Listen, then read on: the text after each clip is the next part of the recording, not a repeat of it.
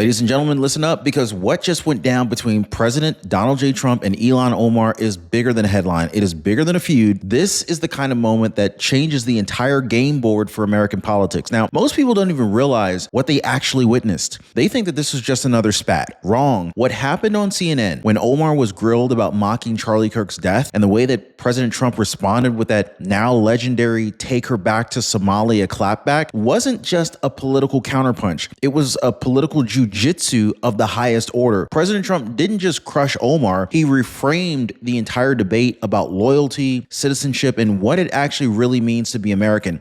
And the media, CNN tried to cover for her, but all they did was expose her fear, her panic, and the silence of her so-called allies. Now, here's a twist. By bringing up Somalia, by standing shoulder to shoulder with Kirk's grieving family while Omar tweeted Frankenstein memes, President Trump put her and the entire progressive movement on trial in the eyes of the American people. Now, this isn't about left versus right anymore. This is about decency versus cruelty, loyalty versus ingratitude, unity versus collapse. And most people still don't even understand how devastating that this was for Omar until now. Hit the like button, subscribe, guys. Folks, let's go ahead and set the stage right here, okay? President Donald J. Trump is the president of the United States, and make no mistake about it, this clash with Ilhan Omar isn't just noise. It's not one of those little spats that you see like trending for a day and then it's gone tomorrow. No, this is a defining moment that cuts straight to the heart of America's future. What we're talking about here is loyalty, citizenship, values, what it really means to be American. Now, here's the truth that most people don't even realize: what Trump just accomplished with his response, but you're about to. So how did all this start, right? Well, Omar decided in the middle of a family's grief to mock the death of Charlie Kirk. His kids, his children, they were still asking where their dad is, where's daddy, where their father was. And what was Omar doing? Well, she was posting a Frankenstein meme, not policy, not debate, not even a tasteless joke. This was cruelty, plain and simple. Now, there used to be a line in America where you just didn't cross, right? You had decency. It's like, hey, saying certain things to certain people during certain times is off limits. Death was sacred. Even the bitterest political enemies knew you show respect when somebody passes, right? But Omar, no, she went the other way. In fact, the reaction was instant. Democrats, Republicans, even independents, people who barely even follow politics, all recoiled with the same disgust. Social media went viral. It lit up. Calls for her deportation started trending. And this is when President Trump saw his opening. He didn't just watch the firestorm. He knew exactly how to use it. Drop a deport down below if you think Ilhan Omar should have been deported already. Now, here's a tough truth. Your Medicare plan might not be as solid as you think, but most people, they only find out the hard way, unfortunately. And this is why I partnered with Chapter. They give people a Medicare reality check before it's too late. Now, one of our viewers, she said, Chapter showed me the gaps in my Medicare coverage plan and fixed them fast. So let me ask, do you want reality to hit you later? Or do you want to do what most people already are and getting clarity now? Now, most people, they're calling the phone number on your screen right there, or they're visiting askchapter.org/Ron. The phone number is 909-563-8279. And then came the CNN meltdown, folks. Caitlin Collins, she pressed Omar hard about that Frankenstein post. I mean, you could see it. The nervous body language, the stammering, the desperate attempt to wiggle out of it. She said, well, I don't have to agree with every word of what I share. Excuse me? What? That post was the entire message. Guys, this wasn't a footnote. It was the point. So when Collins kept the pressure on, Omar snapped. She lost it. She lashed out, calling her critics idiots. And let me tell you something. When politicians abandon substance and they just start hurling insults and name calling, it means only one thing: that they've lost the argument. The American people can smell fear, and Omar reeked of it last night. Drop a fear in the comments down below if you think Omar was completely scared at that point. Now, here's the kicker. Her usual allies, AOC, Bernie Sanders, the whole progressive machine, dead silent, not a peep, no fundraising emails, no rallies, nothing. Now, that's when you know someone's political career is in free fall, when even your own side won't cover for you, and they sure didn't. And so this is where President Trump's genius came into play. Now, most politicians, they would have just kind of wagged a finger, condemned her comments, and moved on, but not Trump. In fact, Trump reframed the entire debate. Trump said, Well, let's just say that Trump went even bigger. He stood up and he said, why is someone who came from a failed state like Somalia lecturing Americans on how to run America? And then the bombshell. He joked, or maybe he didn't, about suggesting to Somalia's president, maybe you want to take her back. And the answer, I don't want her. Wow. Now think and pause about that, okay? Was it just a throwaway joke, or was it a strategic strike shifting the entire conversation and narrative? All of a sudden, it wasn't about Omar apologizing. It was about whether she even belonged here in America in the first place. And Trump, he flipped the script real quick. Ladies and gentlemen, that is why most people don't even realize how devastating this particular moment really was for Omar. And folks, here's where it went nuclear. President Trump didn't just stop at the take her back line. Oh, no. He dragged something out of the shadows that the media had buried for years. The rumors, the whispers, the allegations about Omar's past, marriage fraud, immigration fraud, questions about how she even got here in the first place. Now, for years, the press dismissed it as conspiracy theories, okay? Washington insiders knew the chatter, but the average American never heard about it. Trump put it all on blast, right on Truth Social, where millions of Americans could read it for themselves.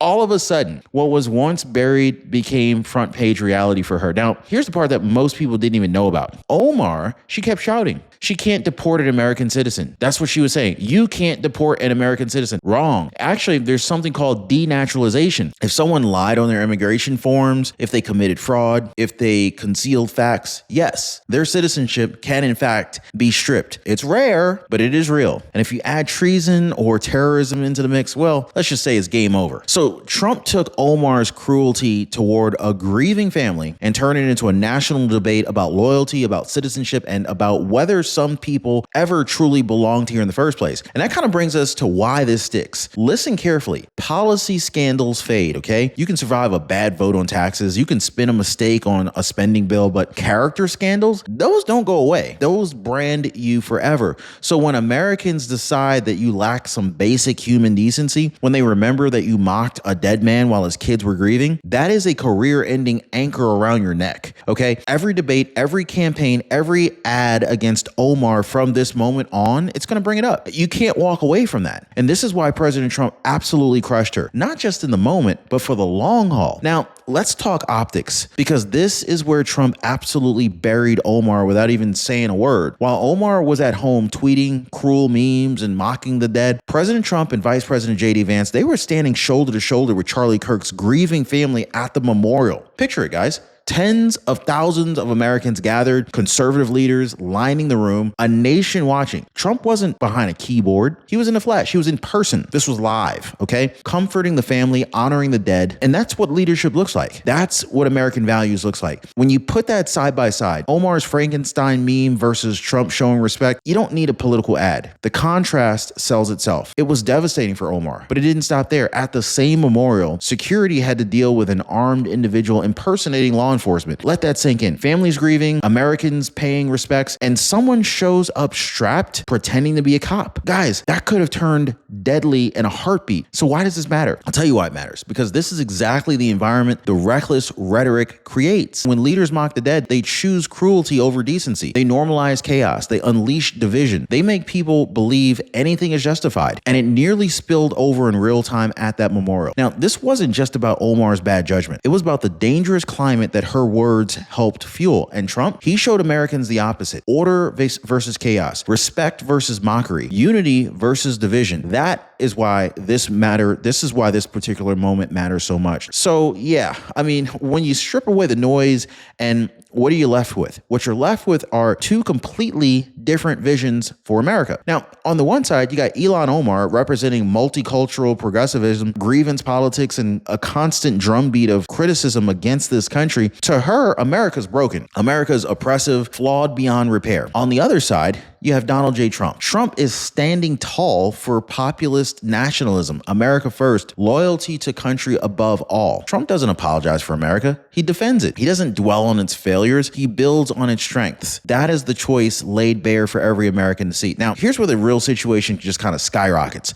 Because when Omar crossed the line marking Kirk's death, her usual safety net, the progressive cavalry, they went silent. No AOC charging to the rescue. No Bernie rallying the troops. No slick fundraising campaigns painting her as the victim. Nothing. Her colleagues in Congress, crickets. Her donors, hesitating, and the whispers began. Maybe she's become a liability. Maybe it's time for a primary challenge. Folks, if you know anything about the Democratic Party, you already know this. They will eat their own the moment that someone becomes a little bit too toxic to defend. This is where Omar is right now. Politically radioactive, isolated, abandoned, and all because she crossed a line of decency that most Americans, left, right, and center, still refuse to excuse. And Trump, he didn't just watch this happen. He pushed the dominoes that made it inevitable. So here's the lesson, folks, and it really couldn't be any clearer. Leadership isn't about how loud you can scream on Twitter or how many cheap shots you can land for clicks. Leadership is about showing restraint, principle, and decency when it matters most. President Trump, he proved this by standing with Kirk's family, by reframing this debate around loyalty and respect, by reminding Americans of values that we used to share. He showed the kind of leadership that unites, not divides. Omar, she showed the opposite. Reckless cruelty for social media applause, cruelty for attention, cruelty for power. That is the dividing line right there. Outrage politics versus responsible leadership. And most people, they still don't even realize just how big that difference really is. But here's where the stakes go even higher. This isn't just about Omar. This is about America at a crossroads. Do we reward politicians who choose cruelty over decency? Do we normalize mocking the dead and celebrating vision? Or how about this? Do we demand something that's even better? Leaders who understand that words carry weight, that power comes with responsibility, and that censorship means loyalty to the country that gave us anything and everything, right? Like older generations, they remember when unity wasn't optional. Oh, it was survival. Younger generations risk inheriting a nation fractured well beyond repair. So this is the line that we're at here, folks. It's not just Omar's career. The very soul of America is at risk. And so now, before I close this out, excuse me, guys, I want to talk about something that Elon Musk himself has warned about. What happens when societies abandon shared values? Musk has been very blunt about this. When a nation loses its sense of identity, when outrage becomes the currency of politics, collapse isn't far behind. And folks, isn't that exactly what we saw with Omar? I mean, words meant to shock, to outrage for clicks, cruelty replacing decency. Trump's response didn't just call her out. It reminded America that we're playing with fire here. Look, if we don't demand higher standards, we can end up like the failed states that we used to pity from afar. That's scary. That's the warning that Musk gave us. That is the reality that Trump forced us to face. So here's where this all lands. Donald J. Trump just crushed Ilhan Omar strategically, morally, and politically. But the bigger question isn't whether Omar survives this. The bigger question is whether America is going to learn from it. Will we demand loyalty, decency, respect from our leaders, or will we just keep rewarding cruelty, division, and mockery until it destroys us from within? The choice isn't just Trump or Omar's. The choice belongs to you. So let me ask you, do you really think Omar should face real consequences for mocking Charlie Kirk's death? Did Trump just change the game forever with his take her back response? Drop your thoughts in the comments down below, guys. And if this video opened your eyes, do not forget to hit the like button, subscribe, and share this video because most people still don't realize what this really means for America's future.